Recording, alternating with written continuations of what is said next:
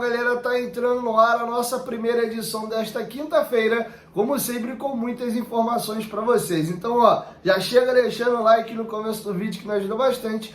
Quem for novo no canal, por favor, me dá essa moral se inscrevendo aí e ativando também o sininho das notificações. Beleza? Ó, ainda temos jogos de Copa do Brasil hoje, o Fortaleza joga, será definido também o adversário do Juventude hoje. Além disso, o Fluminense faz a finalíssima aí da Recopa Sul-Americana com a LDU no Maracanã. E aí, a LDU vai castigar de vez o Fluminense, vai ganhar 3 títulos seguidos em cima do Flu, ou o Fluminense consegue exorcizar esse fantasma? Sei que tu vai estar com o secador ligado hoje, então vai lá na 1xBet, tá? Os melhores odds do mercado estão lá na 1xBet. O link dele está aqui no primeiro comentário fixado.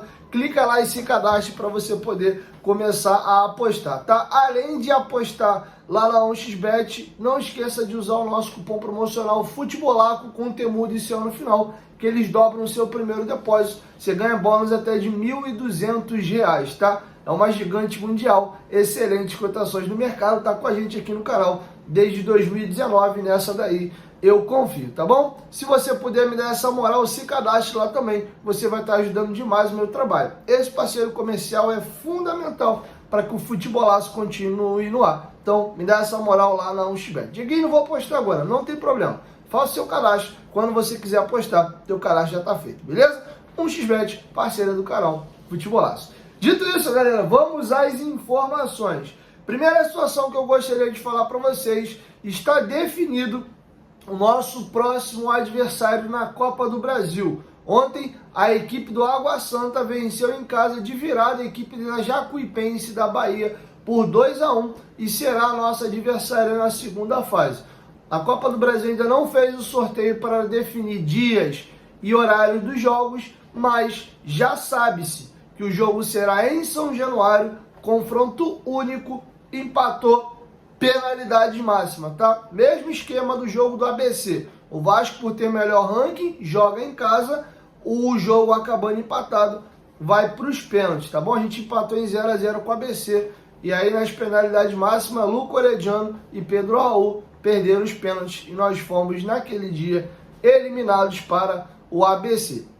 Tá bom? Assim que tiver data do confronto definido, eu trago para vocês aqui no canal. O Água Santa chegou na final do Campeonato Paulista no ano passado, perdeu o título para o Palmeiras e vem fazendo boas campanhas, tá? Inclusive, 3 jogadores da Água Santa ano passado foram para a equipe do Santos. Então, ó, olho na Água Santa, esses times da primeira divisão do Campeonato Paulista costumam dar trabalho, tá bom? Mas vamos pensar positivo e vamos avançar, se Deus quiser. Beleza? Outras informações aqui curtinhas. Lembra daquele vídeo que eu fiz para vocês aqui do torcedor do Vasco lá de Cabo Frio, que colocou o nome do filho dele de Kelvin Payet? A esposa é rubro-negra, ficou pau da vida. Ele queria ter botado Payet e Vasco no nome do garoto. Pois bem, o Joelson foi convidado para participar do pré-jogo da Vasco TV contra o Marcílio Dias. Está passando para vocês aí na tela um print muito legal. Parabéns ao Vasco pela iniciativa. Esse aí realmente não tem jeito, virou vascaíno mesmo. Eu vou achar legal quando esse garotinho crescer e ouvir a história de como foi escolhido o nome dele, e o pai acabou parando na Vasco TV, viralizou a história dele. Bem legal. Quem sabe não vira um influencer vascaíno aí. Legal, cara. Isso é da hora, ia ser maneiro depois fazer um encontro dele com o pai dele já grandinho, entendendo um pouco mais as coisas. Não sei se o pai ainda vai estar no Brasil, porque o pai já tem 36 anos de idade, né? Não sei quanto tempo mais ele ainda vai jogar, e até o garoto entender legal das coisas, vão botar uns 4 aninhos. Então, não sei se o pai vai ficar até os 40, nem sei se ele joga até os 40, mas enfim, história bem legal, tá? Parabéns aí. Agora vamos a outra situação. O atacante André Silva, ó, pimba, martelo batido, ele já é jogador do São Paulo. O São Paulo remou, brigou e conseguiu convencer a equipe do Vitória de Guimarães de vender o jogador para o São Paulo de maneira parcelada, tá? Por que que o Vitória de Guimarães se dobrou aí ao São Paulo? Porque o jogador bateu o pé e falou que queria jogar no São Paulo. Ele deixou bem claro que ele queria jogar no São Paulo. E aí, a proposta do Vasco era melhor, não em termos de valores, que o valor era igual, mas o Vasco ia pagar, salvo engano, até à vista.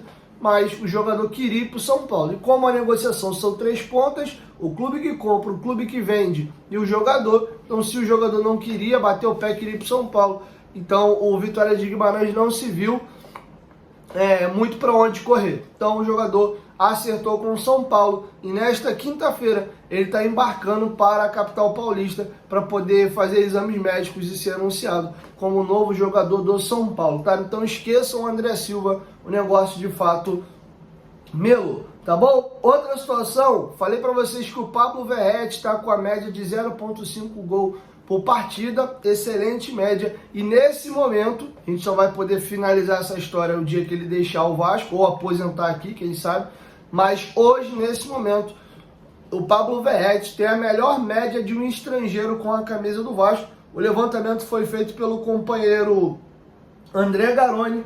Vamos aos números. O Verratti tem média de 0,50, o Cano tem média de 0,42, o Petkovic era meia, hein? 0,42 também, Maxi Lopes 0,29, Tenório 0,28, Riascos 0,26, André Rios 0,22 e o Fred Guarim, volante, 0,20, deixou seus golzinhos aí com a camisa do Vasco. Então, nesse momento, Pablo Verratti é o estrangeiro com melhor média de gols da história do Vasco. Lembrando que a passagem dele não finalizou ainda, os outros que eu citei são números já absolutos, tá? Parabéns aí ao André Garoni pelo levantamento. Sobre engajamento aí de rede social, o Vasco é um fenômeno, né?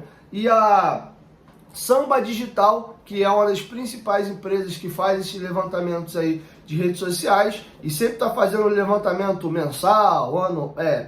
mensal, semestral, anual, às vezes semanal, fez o levantamento de interações nas redes sociais da semana passada. E olha os números absurdos do Vasco. No Facebook, o Vasco foi o 7º colocado no Brasil, com 258 mil interações. O líder foi o Santos, com 577 mil. Depois o Corinthians, o Flamengo em terceiro, o Inter em quarto, o Palmeiras em quinto, São Paulo em sexto. No Twitter, o Vasco foi o 4º colocado, com 531 mil interações, tá? O Corinthians é o líder com 897, o Flamengo segundo 777 e o Inter terceiro 576. No Instagram o líder foi o Corinthians com 15,9 milhões, o Flamengo foi o segundo com 15,1 milhões, o Vasco é o terceiro com 6,5 milhões, tá? E aí, no TikTok, o Vasco foi o 5º colocado com 151 mil interações, o líder foi o Cruzeiro com 293, segundo o Palmeiras 237, tá bom? Então esse é o levantamento feito pelo Samba Digital Marketing Esportivo com relação às interações do dia 21 de fevereiro ao dia 27 de fevereiro, tá bom? Vascão aí arrebentando, sempre destaque também nas redes sociais. Beleza? Aproveitando que eu falei de redes sociais, o Digital Manager do Vasco da Gama se desligou do clube. O Guineto, inclusive, já teve lá no Futebolaço Podcast. Quem quiser conhecer um pouco mais do trabalho dele e a carreira dele, assistam lá, o episódio foi bem legal. Vamos aqui ao pronunciamento do Guineto se desligando do Vasco da Gama. Combati o bom combate, terminei a corrida e guardei a fé. Chegou a hora de voltar para a arquibancada e faço isso de coração e mente tranquilo. Jamais serei capaz de agradecer tanto apoio e por mais de uma vez o acolhimento em momentos difíceis. Opto por sair, por entender que quem fica está preparado e que preciso olhar algumas coisas com mais atenção. Foi uma honra liderar tantos desafios e projetos em prol do Vasco. O Vasco é coisa de alma. Saudações vascaínas.